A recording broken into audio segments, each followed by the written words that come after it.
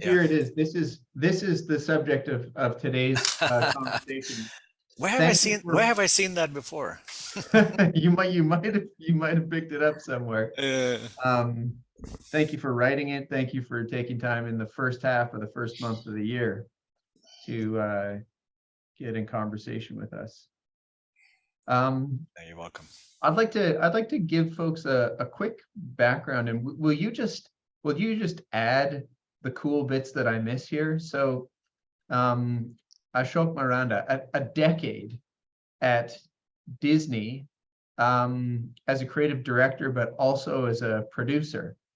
And I think a lot of like just good stories, good instincts. A lot of what comes through in the book comes from the richness of that decade. A half a decade at Sony Pictures TV in Asia, based in Singapore, and then 7 years running and change, running Transform and Transcend, which is your current organization.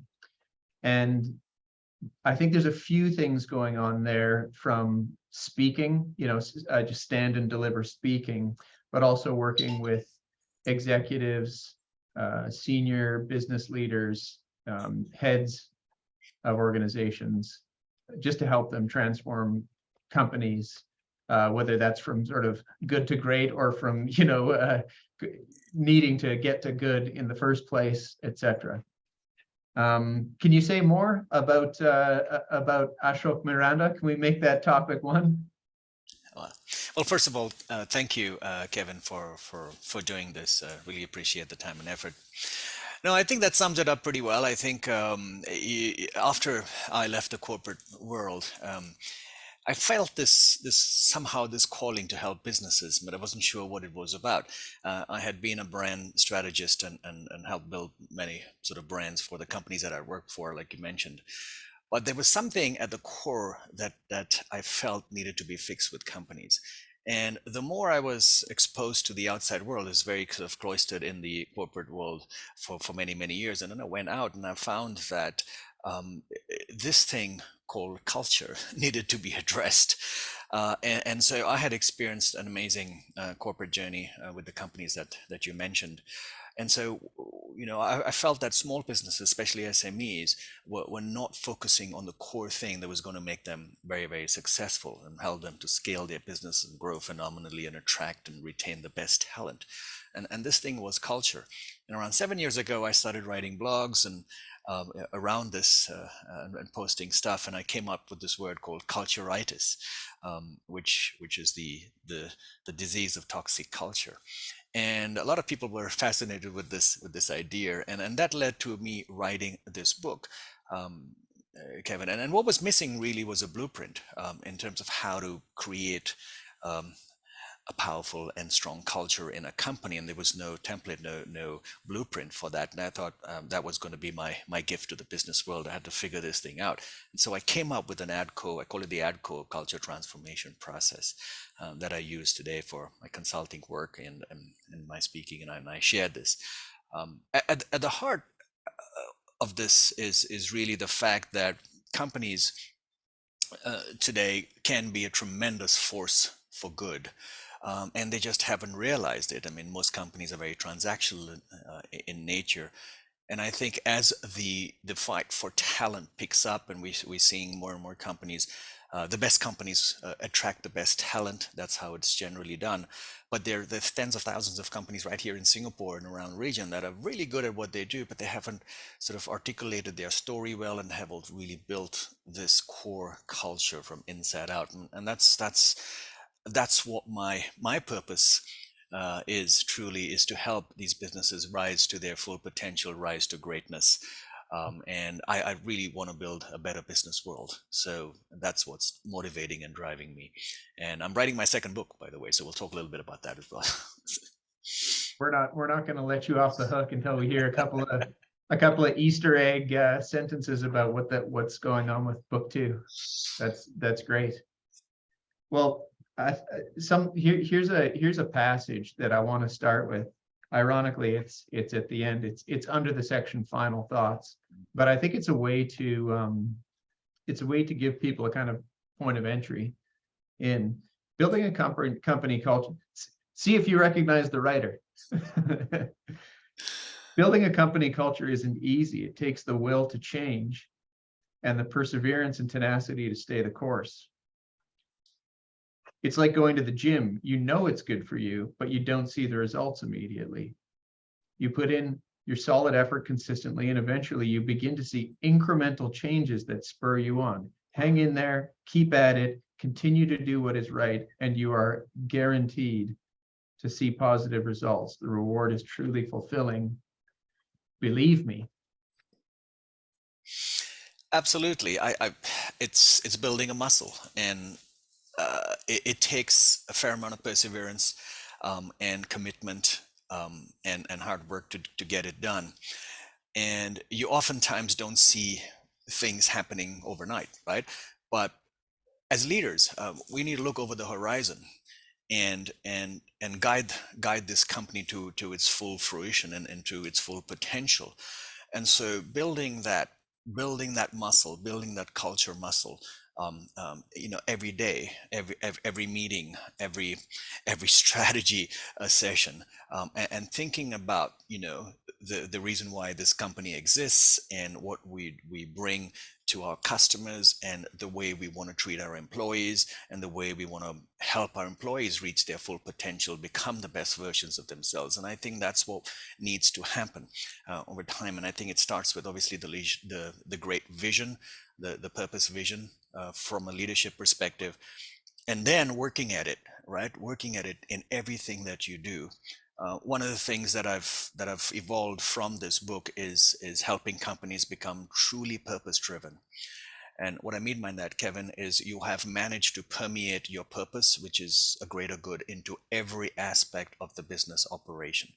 And today we see that, sort of creating truly passionate employees, people that are willing to give 100% at work, companies that are resilient, they adapt to change, they're very flexible, they're very agile. And this comes from that mindset. This comes from that mindset and the culture that has been nurtured over time. So yes, oftentimes, when I speak with leadership teams, they say, "Yeah, but how is this going to impact the bottom line? I don't see the immediate results, right? I mean, culture, this thing is fluff, I mean, come on, it just happens. You don't create it." So this is the standard sort of answers that I get until we have a deeper conversation, and people see that everything that is happening in that company at the moment is kind of connected to culture, right? The typical manifestations of this is low employee morale, there's no innovation, we can't attract the right talent, we can't seem to retain people, there's all kinds of issues, there's just no commitment and passion in the people. Company bottom line, the profits are down, we're losing market share, and this is all again a manifestation of culture, and they don't see that. Yeah. And today the metrics are there. You can directly associate company culture with your bottom line. I mean, Jim Collins obviously highlighted this in his book Good to Great. Behind every successful company is a strong company culture, right? So but creating those tangible connections, and that's what I help companies do as well right now, where you can see the results of those things happening immediately, almost immediately, as you begin the journey. So I want to put two things together. You use this metaphorical language. It's actually in several layers here. I mean, just in the title and the subtitle alone, culling is a medical. Well, it's used in a few ways, but culling is medical term. Itis, anything with that suffix, pancreatitis, gingivitis, etc. So we know what kind of metaphor we're talking about here. How to rid your company of this toxic disease, just in case anybody wasn't clear where the metaphor was going. Yeah. And then you've just said now that a well-articulated purpose permeates throughout all aspects of the organization. And is it safe to just make the inference in the inverse, which is that something toxic permeates throughout the whole of the organization as well? Yeah. There's a little story to the word culturitis. It started with a blog, Kevin. It was 2016 that I put this blog out, and it was the original title was "Is your company suffering from toxic culture?" And my wife and I were walking our dogs in the lovely hillside in Singapore, And she said, you know what, that toxic culture is just a it just doesn't feel right. And my wife was has had a little tonsillitis, and she's been suffering from that for a while. And she said, yeah, you know, this thing is irritating me. And then I just somehow on that walk I was inspired by tonsillitis. And I said, you know what, gingivitis, tonsillitis, laryngitis sounds, these sound good. And it just popped into my head, culturitis, right? I mean, it just fitted perfectly. And at that walk, we said, hey, you know, that's good. I'm going to title my blog "Is a suffering company suffering from culturitis?" And so that's a word I coined up. Hopefully, it'll be in the dictionary one day.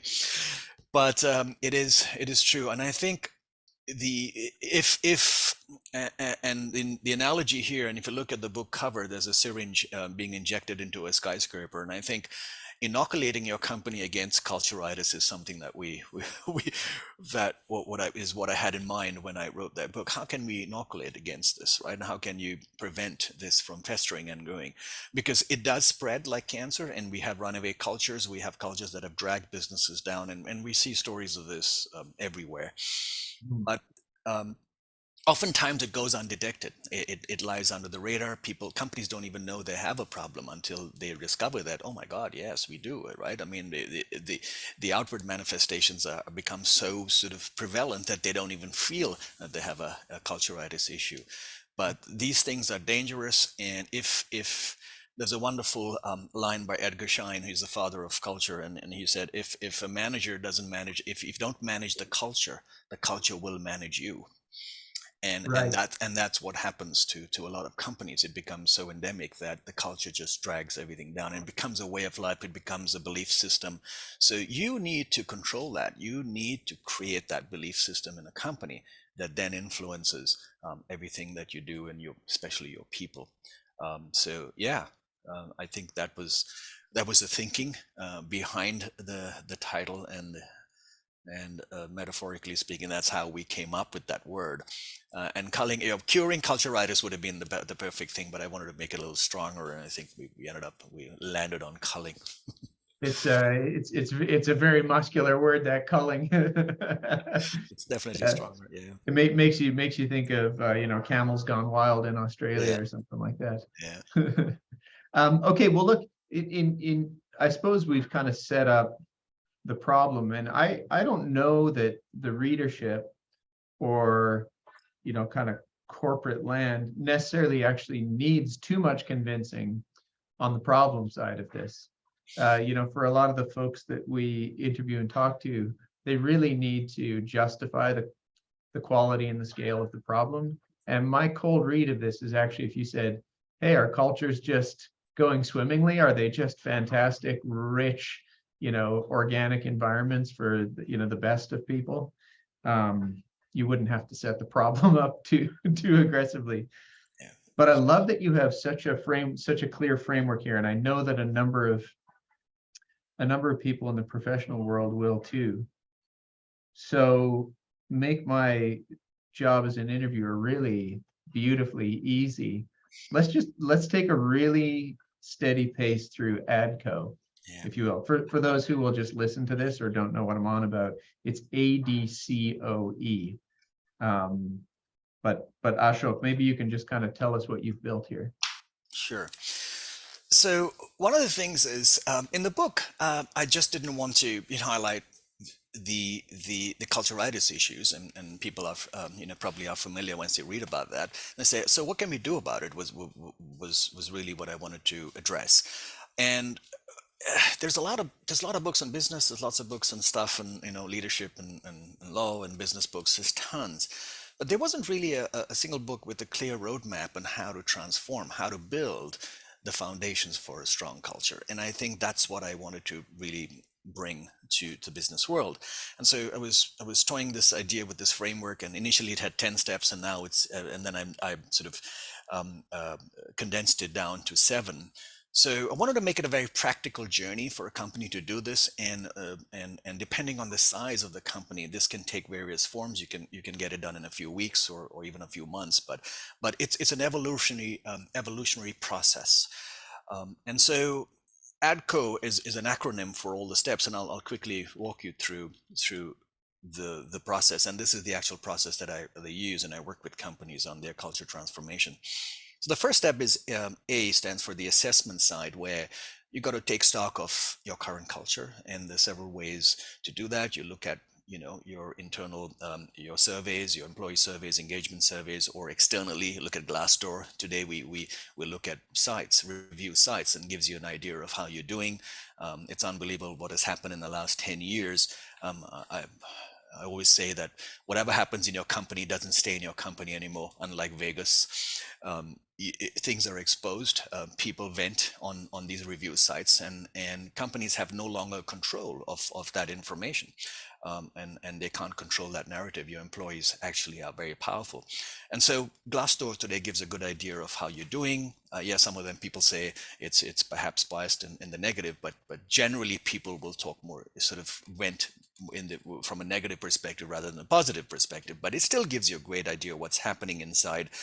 But then employee surveys, and most companies do this almost like routine once a year, and it doesn't give you a good idea. So asking empowering questions about how people feel in the company. And for me, there's one key metric, Kevin, here in the assessment is, would you recommend this company to a friend? And for me, that sums up your total culture on a scale of Culture, one. a culture NPS. That's it. It's a Yeah. culture NPS, and I also nowadays I talk about a purpose NPS, and how on a scale of 1 to 10, how do you feel about your company delivering on its purpose? And that's some new thing that we've added to the metric.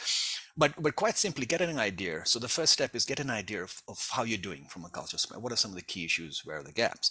So after that, the next step is the D is for DNA, where we do some soul searching. And here's where most companies go wrong. They've written very loose or very thin, very weak mission and vision statements. So I help them, go to the core. And most companies haven't even written out a purpose statement. So this is an important process. This is your starting point, your DNA, where we work through a purpose statement, and we arrive at that, and sometimes we have to uncover that. Sometimes it's buried in the vision and the mission, but this is a lot of soul searching we do with the teams, and we then come up with very clear, simple purpose, vision, and mission statements. The next thing is the company codes, and the CO stands for the 4 codes. Company code is really company values. So most values today are fluff, or what I call fluff, right? Everybody picks a few words, and these are the standard words: integrity, teamwork, fun, respect, whatever. Yeah. And they say, okay, these are our company values. But the problem with those is everybody else has them, and most companies don't understand how to manifest them, or how we should live those values. Yes. So if you look at companies that have done great work, if you look at Apple's, you look at the Googles of this world, and they're very, very powerful values that are well expressed and actionable. People can act on them. It's a guide on how people should behave. And so we go back and we do that. That idea is to do some soul searching about your values, and most of the times people have these single words, but needs to be expressed, and say, what do these really mean in our company, right? And so that's an exercise that needs to be done. And then we go next. The next step is the employee code, and this one literally spells out how people should behave in the company. I see this as a big challenge in Southeast Asia, where behavior is not addressed, and this is different from values. This is straight up, how people should treat each other in the company, treat each other. So people come from different cultures, and certain things are okay to do there. Like you walk into meetings with the laptop late 10 minutes, and that's okay from other companies. Or you don't wash your Yeah. dishes in the pantry. Small things, or we don't help each other. It's very silent, but stating these things, and addressing these in an employee behavior, is crucial, because these things then tell people who come into your company, hey, this is our religion, our values, this is what our belief system is, and then here's how we treat each other in the company. It's very important to state that, because a lot of things will be taken for granted, or not addressed, and people will come in from different cultures where certain things are okay. Shouting or abusing people at meetings might have been okay in that previous company, but that's not how we do things over here. How do you pull people up and say that's not how we do things? You need to let them know initially that this is how we should behave. And so after that, the next step is, and I wanted to make this a very holistic a framework, not just a culture, yes, but covers everything from customers to product to how you live your culture every day. So the next code is your product code, and this one is about defining your vision for your products. What is it that you are creating for the world? Whether it's a product or a service. And this is a wonderful exercise, and say, what would that ideal product look like, and list down a few things in terms of what are we creating for this world. And many companies haven't done this. They haven't set their vision for their product. And then we look at the customer code, which is how do we want to engage with our customers? How do we want to treat our customers?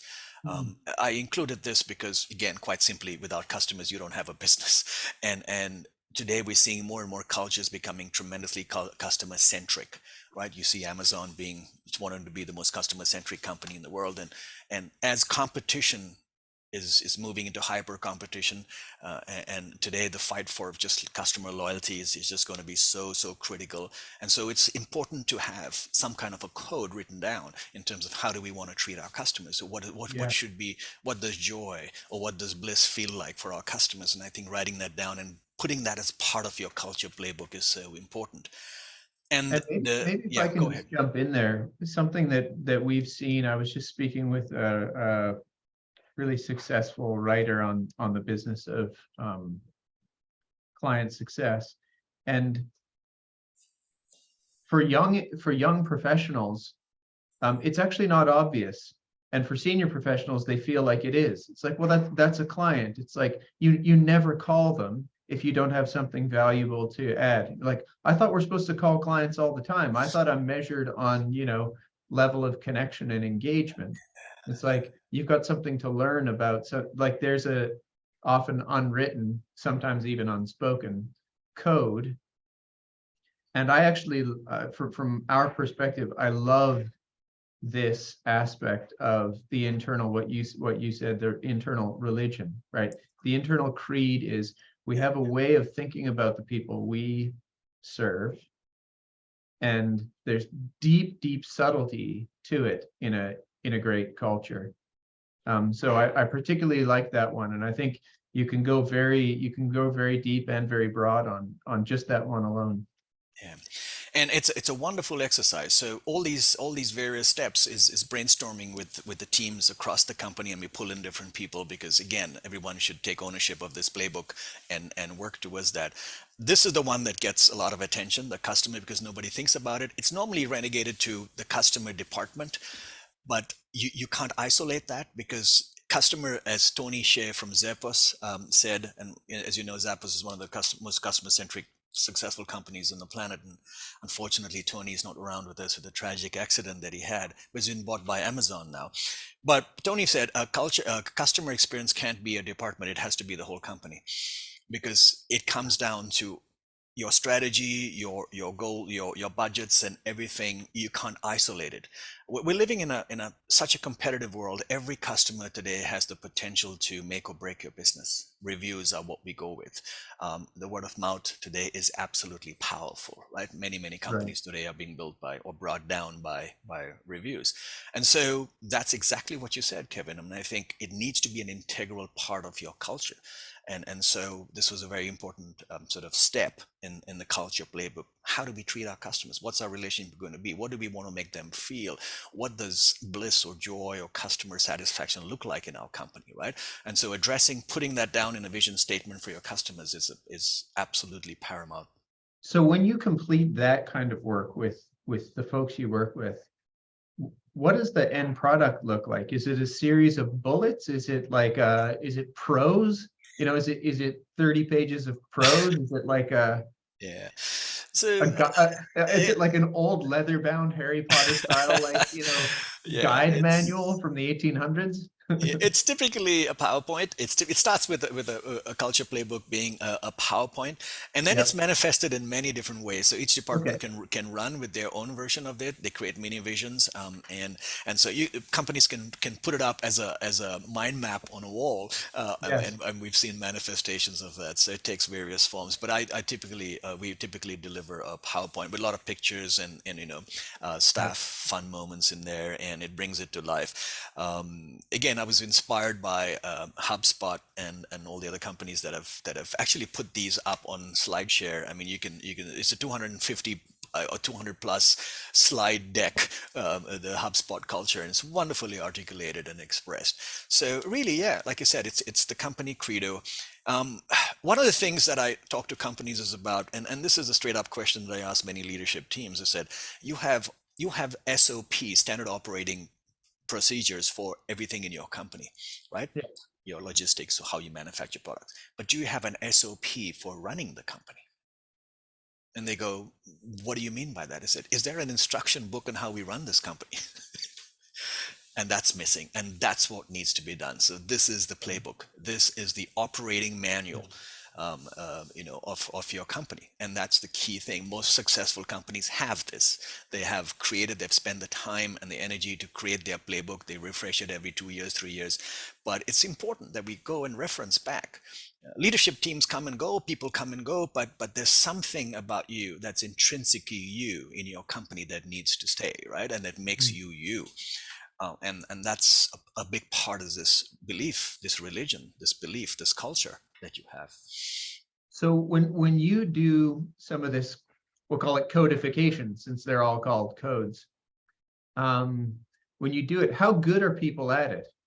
Because it seems to me like they have to articulate things that up till then are kind of like ineffable, or sort of like, oh, I got. They have a vague sense, but are they quite good at it? Like picking out, hey, it's this and it's this and it's this, or are they quite bad at it? What have Yeah. you seen? I think at first there's skepticism that, we got to sit down and do all this work, and we got tons happening. And I always like to say that people are running around in busyness, not in business. But everyone's really busy, and they, especially in Southeast Asia, they expect consultants to hand it down to them. And I said, sorry, this is your DNA. You have to work at it. You can't outsource your DNA, right? There's no way that this is going to happen. So we once they start the first process, once we get into the DNA, they realize the power of this. They realize that they can actually make a difference in the company. And I it's a wonderful, one of the first things I do is energize the teams around this, because I can see skepticism. I can see people are just jaded and tired. Maybe they've done this process and it hasn't worked for them. So I say, hey, here's another one of this, sort of exercises that we have to go through.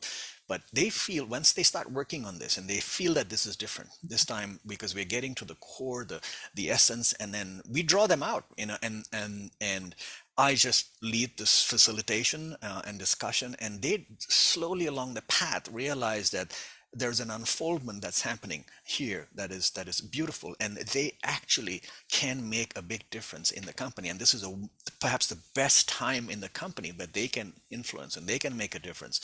And so Yeah. empowering everybody to input into that deck, and it just wonderful, because we fill up whiteboards, we do things, and we brainstorm, we have a lot of fun around this.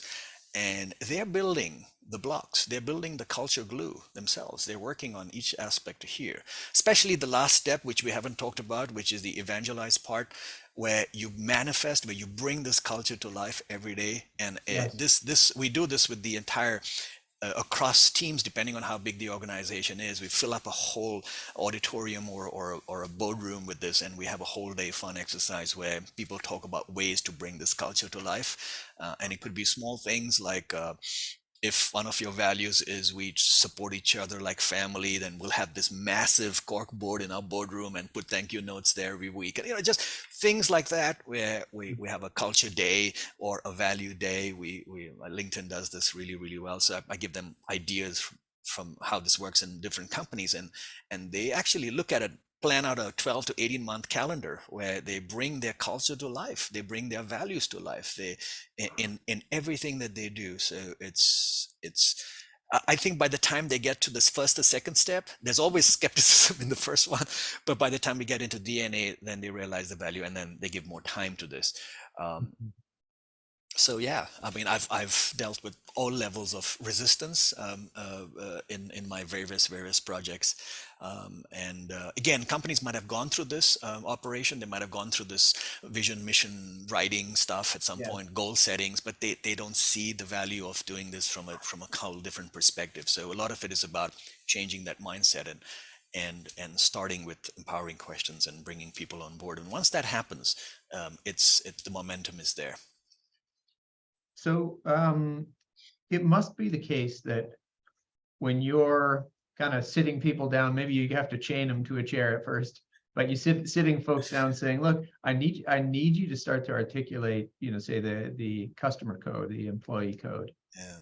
Um, it must be the case that some of the things that they come up with are observations of things inside the organization today that are just great. They're Yeah. just healthy, it's unique to them, it's their style, and they want to keep it, and they love it. And part of the value, I suppose, is you forced them to actually articulate it. And before then, it was just sort of a unwritten behavior.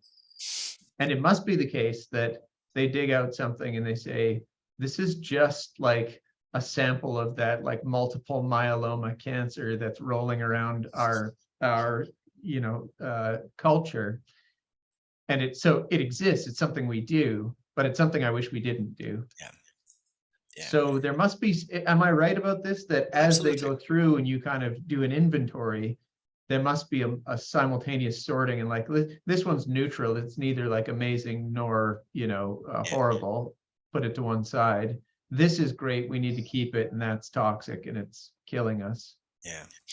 So there's the fun exercise again. So let's be specific regarding the customer side of things. And I think the metrics are there. So companies say we have a 3.2 Google rating right now on Right. reviews, and we would like to be a 4. So okay, that's good. And you can see the comments. You can see what people are saying about your company, right? And we talk to partners, we talk to the partners and whoever else that they're engaging with to get a sense of how people feel from a customer perspective. So that's very easy to address. And some things that are working, those are positives. We look to amplify those. And the other things they might not feel are a problem issue, but we prioritize. You have to prioritize some things that will move the needle. So what will create the maximum impact going forward? But again, we connect back to purpose, right, Kevin? Because the whole thing needs to address, so why are we doing this? What is the key purpose? And what is that greater good that we want to achieve in the world? And so, as once you see that connect flow through, it's easier for you to filter and sift through things that Right. say, okay, this is more aligned with our purpose. This maybe not so much. So we actually go through an exercise where I create a purpose visioneering exercise for the customer department, for instance, and we say, if our purpose were true, 3 years from now, if we delivered on our purpose, what would customer experience look like? Right.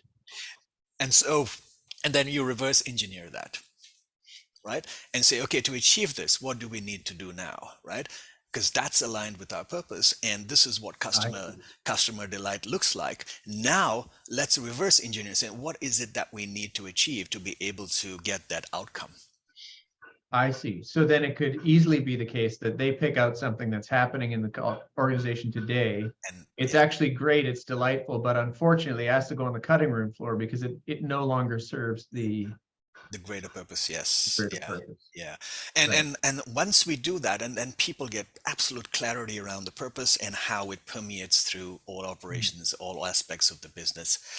This is a process that I sort of came up with, and it's a wonderful exercise. It's called purpose visioneering, where we look at all the departments and we say, here's, if our purpose were fulfilled, and I look at it 3 years down the line and say, this is what we would look like from a comms department. This is what our marketing would look like. This is what our products would look like. This is what our customer experience would look like.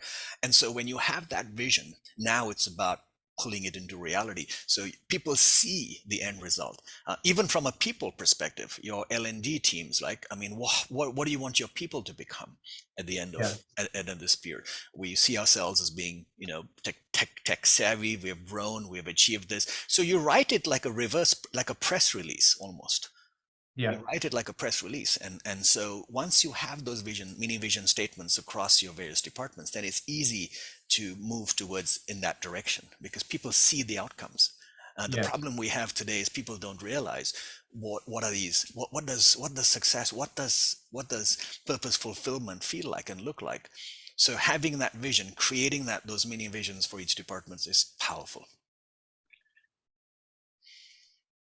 Do you think that there's a risk in a trend that's happening? So if we go back to say a couple of decades, you've got sort of pure Milton Friedman as definitions like, look, a company is not the place where you get your hugs and your meaning and your everything else. Like there's places for that for you. That's your church and your home and your tennis club or whatever. The purpose of a company, to quote him, is to increase its profits. Let's keep it simple. Mm. So do you think that there's you're working with organizations and leaders who need to examine purpose and define it in a variety of ways. So they could go anything as kind of cut and starched as that, or they can be quite elaborate, right? Our purpose is to, create a richer world, and then they go on to get precise. Yeah. Is there risk in this? Is there risk in sort of asking an organization to be too much? Yeah. It is a good balance. So let me begin by quoting Simon Sinek here, who says that money and success and shareholder value is all a byproduct of having a strong purpose. Okay, um, you don't begin by say we want to be a $1 billion company by this date. It's really your that's a result. It's always a result of what you do, right? So by having amazing people that are constantly challenging themselves, that are disrupting themselves, innovating, creating amazing products, having amazing customers who are your brand evangelists, and creating a work environment that's attracting the topmost talent and retaining. That's how you're going to get to that $1 billion, right? So it's always a result. So your starting point can't be your profit or your money. It needs to be something else that motivates people. Someone joining a company doesn't really care about you being a $1 billion company, or who that doesn't matter. People care about themselves, Kevin. That's the only thing an employee cares about. What about me? And today that's dialed up a lot more, especially after COVID. I think 75% of the workforce around the world is going to be millennials by 2025, and Right. and their priorities have changed in terms of joining. They just don't want to join any organization. Money actually is number 6 on their list of priorities. They want to be part of something bigger. They want to be sort of motivated intrinsically, Yes. and they don't just want to join any company. They want to join a company that stands for something, and they want to be part of that. They want to have a story to share with their peers, their parents, about I'm part of this, and we create this in the world. And I think that's where leaders need to realize, the old school was money and shareholder value, but these are all byproducts of having a great purpose today and having a good money. You need to be profitable, don't get me wrong. It's absolutely important, because you don't have a successful business if you have no money. But you can't approach it purely from a monetary perspective. Money will come if you have all these blocks in place. You are an amazing company. And I sum it up in my book by 3 key things, where you're a company that customers adore, employees love, and the world admires. So again, that's broad. Employees love. That Yeah. means I wake up every morning, I feel inspired to go to work. I'm motivated. I'm not dragging my foot on a Monday morning, dragging my feet to go to work, and I come home feeling fulfilled, that I've done something meaningful in my day, and I give 100%. Every leader wants their employees to give 100%, but today people are asking, I just don't feel like that right now. I'm unless I am growing or you motivated Yes. me to do something, then I will give you 100%. And again, coming back to the millennials, their priorities are very different. So the majority of the workforce today is going to be millennials who are not looking just for a paycheck, showing up for a paycheck and a desk and a name tag and a computer, and they want to be part of something bigger.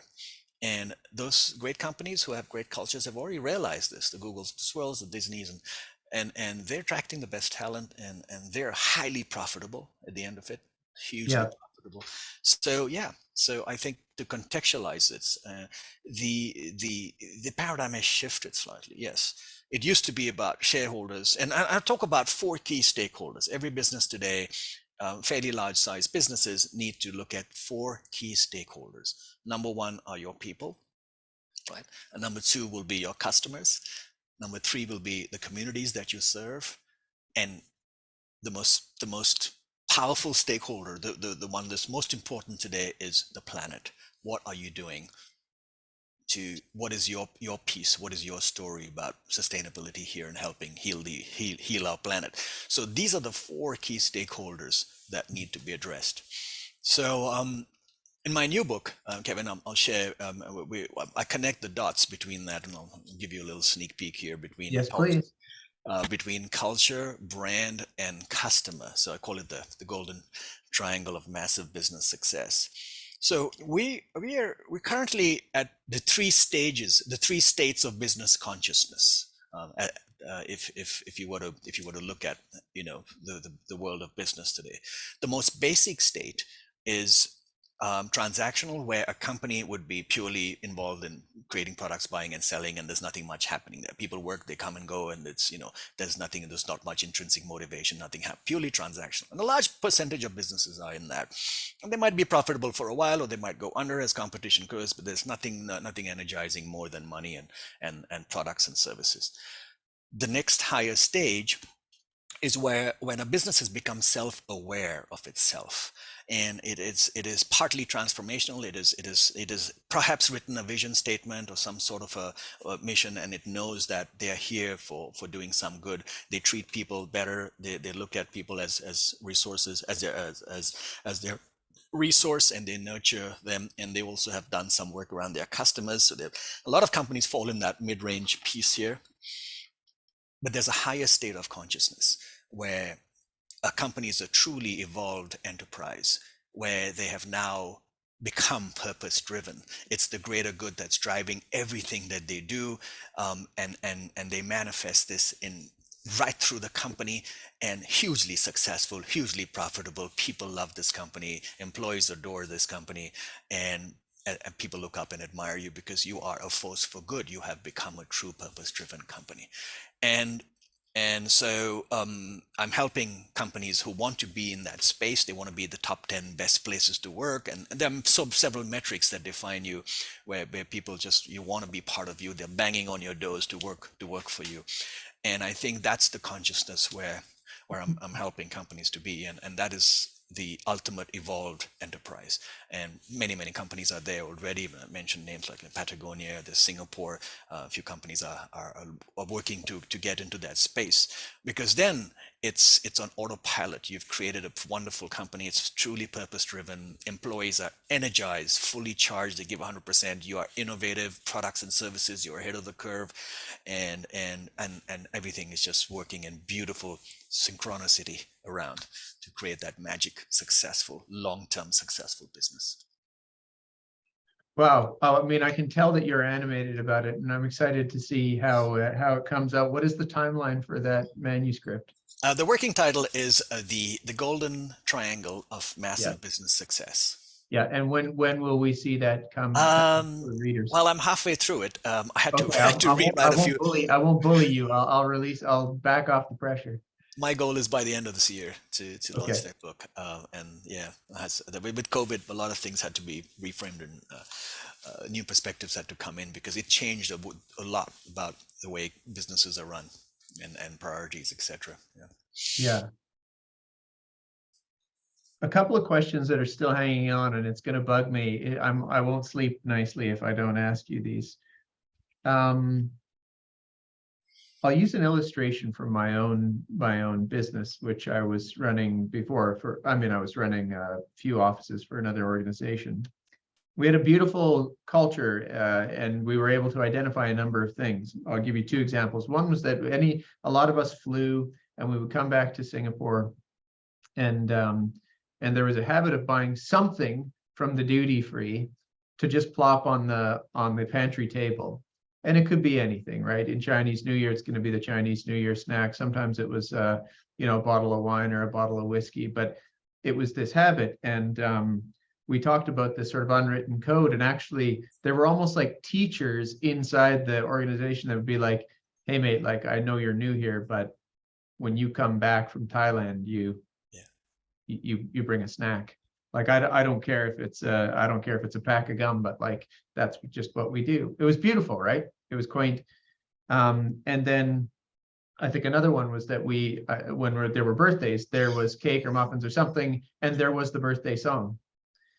Now, we could agree that that's cool, and there's a lot of things that create meaning there, and I sort of love the civility of it, but it breaks at a certain size of scale. So nobody in that group disagreed that that wasn't cool and about the right thing to do. But as soon as you get beyond like 12, then it's like, how many birthdays we got going on here, guys? Right? Like, it seems like we're singing the happy birthday song twice a week now, and I've had it with cake. And it's kind of humorous, but there's something deeper underneath it, which is that some of the things that you are talking about and addressing in culturitis, the opposite, very healthy culture, can only obtain at certain levels of scale. So you couldn't go to, the LinkedIn offices here with hundreds of employees and be like, we sing happy birthday to every employee. It's like, you can't possibly. The only thing you'd be doing is singing happy birthday. Yeah. So, No, what's your wisdom on something like that, where the quality of the culture has something to do with the size? no, absolutely. It's interesting that you bring up the cake. We used to do that at Disney and then at the Sony Pictures as well. And then we decided that, well, let's have a cake once a month. And so then all the birthdays in that month, because Okay. we were eating a lot of cake. But the idea, and what we're getting to here, the core of it is a sense of belonging. And I think, the camaraderie, the sense of belonging, and it's very high up on one of the needs for someone joining a company today. Having the sense, as human beings, I think, we're all tribal creatures at the end of the day, and we need that sense of belonging. And these little moments where we celebrate things, and this can be done in teams, it can be done not at whole company level. Small companies, yes, it gets a foot. Others, you're going to end up with 12, two cakes every week, and the time that takes. But there's other ways you can do that. I mean, you can pop an email, you can have a thank you note, things like that. There's several other ways that you can bring it to life. But it all goes to create that sense of belonging, and that's very powerful, because once you have people who are going to have your back, who look after you, who treat you well, and you are participating in that person's growth, all that is so powerful, and this will make you stay longer. It feels like this family thing. um, One of the values we work for a company is that we treat each other like family, and then we articulated what that means. I mean, some Yeah. families don't treat each other very well, really. So in my family, I scream at my sister. Is that okay in your company? No. But really, what does it mean? We support, we go above and beyond, we help, and so those things are important. And these little moments where you celebrate people's successes, you celebrate milestones in their lives. I think to call these out is absolutely crucial and fun. You can do this at a group level. You can do this at a department or a team level. It really depends on each company and how they want to bring it to life. But creating the sense of belonging is absolutely powerful. And there's so much research that's coming back that shows that people who feel that they're connected with others, that generally tend to be a lot more productive. They're more engaged. It leads directly to employee engagement, and people wanting to come to work, because we have that extended family at work as well that cares about you. And after COVID, it's become even more crucial. One of the things I wanted to bring up here, and I had this conversation just yesterday with a manager, and I said, we were not trained to be counselors. Nobody was trained to be. We're managers, right? We want to manage people. Managers do that, but I think one of the things everybody had to grapple with very quickly is this whole mental thing, where people were really struggling, right, with this work life balance, and working from home. And so a lot of people just couldn't address these issues because they were not trained as really as counselors. Yeah. And a lot of people needed this help. They just needed to speak to someone, and they felt they couldn't open up to their managers because managers were not even trained to be able to handle this kind of stuff. So it opened up a whole new thing with companies, and there's several organizations, including DHL, who really took this on board. They created an app. You could call people up, a peer, anytime if you're having a Yeah. problem, and and things like that help create that sense of belongingness, the sense that we've been cared for beyond just what we do every day. There's a humaneness to this whole thing, and that goes along with. Yeah. You doing okay? Do you need to go? Yep. No, I'm good. Okay. Well, I'll share with you one or two anecdotes from the field as we see it, which I think will resonate with your work. Coaching is a theme that we've pursued very heavily in our author interviews, and that's because we've taken a spur from our clients, many of whom want to know what the hell it is, how does it work, how much does it cost, how is it supposed to work, should our own people be doing it, should we be getting people from outside, etc. And then when we look at the academy building work that we're doing, so much of that requires either a coach or a mentor or a guide to see people through those things. And in one particular case, it's like they have basically a coach on call. So the organization is digging into their pocket to just say, look, this is the person you go to. They will organize for you a coach to see you through whatever. And we actually don't care. So that's it could be, your questions about your religious faith. It could be how to do P&L sheets, right? Like it actually doesn't matter what you're going in for. So quite interesting. And they think about it in their academy world, right? So like, how do we develop, cultivate, and train people? And so it falls under that category, not some other division like wellness or something, right? They're thinking about it as education. Yeah. Very interesting, very telling. And then I think the other thing that I really pick up on is evangelizing the new culture. So this is where, again, our work, what we see is like, how do you teach? What happens with teaching and learning at work? And I think maybe the lens here is it's actually happening anyway. It might be happening at a low quality, and it might be the wrong topics and whatever. Like probably it's mimesis, right? People are watching, especially junior folks are watching senior folks and going, okay, so that's how we roll, right? Dress code, hours you keep, how you treat one another. But I really love this idea of evangelizing, the root word of which, of course, is like sharing good news, right? I have something positive that I want to convey, which is here in this place, this is how we treat our clients. So sometimes I may not do that, by the way, but I'm sharing with you what the ideal is. And so inside, academies and the like, there's a lot of work that happens, I think, as all of the hard work that you're talking about is done. And it goes to that passage that I read at the end. It's like, just because you've been with your trainer for 6 months and now you're conditioned, and that does not mean you get to ease off the routine. Absolutely. I think at the core of this is this inherent need for us to grow as human beings and become, like I said, the best versions of ourselves. And companies that help their employees become the best versions of themselves are going to be rewarded with loyalty, with passion, right? We all come to this world, to this life, to experience and grow and become who we are meant to be in a way. And companies that realize that we're not in this static environment where people just learn how to do the job.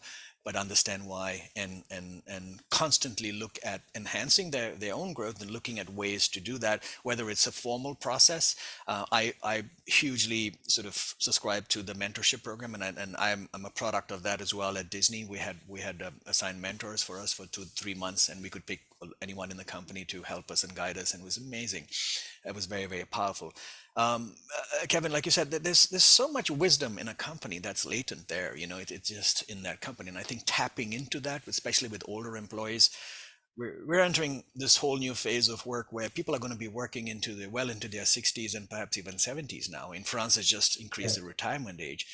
There's a If wealth of France has knowledge. done it, then anyone can do it. Exactly. So I think there's a wealth of knowledge with sitting with people that have been in the Yeah. company for a long time, and I think helping younger employees with that mentorship is powerful. Coaching absolutely is critical. And again, it's about helping people sort of become who they are truly meant to be.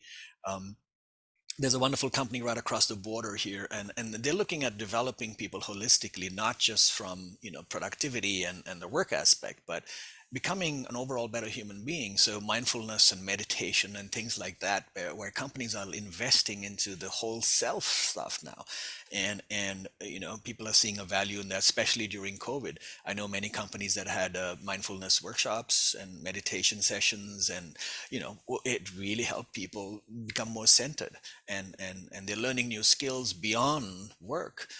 And so I think we need to look at that kind of holistic human being development. And when people get that from a company, they just are so connected. They're connected at a deeper level, right? And that's where they feel passionate to do their work. They feel they're growing. They have great mentors. They're being coached. They're being helped in other areas, and that's powerful. And that's what in turn makes you feel like giving 100% to the company. So yeah, I totally agree with you on that. Ashok, can you believe an hour just flew by like that? We barely scratched the surface. You market beautifully, I think, probably because of your background, and so you're very findable. But even still, how would you like people to either seek out your coming writings, your current blog writings, your book, or your personal services and work with the business? Well, thank you for allowing me to plug that. So Transform and Transcend is the name of my company. That's the YouTube channel as well. There's a lot of content that I put out on YouTube on a weekly basis. So please subscribe to the YouTube channel. That would be great. The book's on Amazon. It's available, and I'm around doing a lot of speaking gigs for conferences and companies. So I'm happy to put you on my mailing list. To email me, it's Ashok at Transform and Transcend .com, .co, not com, .co. It's Ashok at transformandtranscend.co, and I'll be happy to put you on my mailing list and alert you to any online inspiration sessions that come up and do. So yeah, you can there's a lot of information available on the website as well, on Transform and Transcend, regarding the work I do, culture transformation, brand and customer experience transformation as well. So I like to end by saying that we'll face a lot of adversities in life, and in my time I have my fair share, and I think for me these were just stepping stones to something greater. And I honestly believe there is some kind of a path that's chosen for us in some way, and it manifests in some people. It manifests early, some people it manifests later in life, and when you find that, it's beautiful, and you live life on purpose. You discover what you're meant to be is in this world. And I can clearly see your passion as well in the work that you do, Kevin, with your amazing company, and it's truly transformational as well. So that's it. I'm hoping I can help more companies reach their full potential, rise to their true greatness, and become forces for good. And there's so much work to do in that space. So, yep, with that, I'll just say thank you, Kevin. It's Mr. been a Miranda, thank you, sir.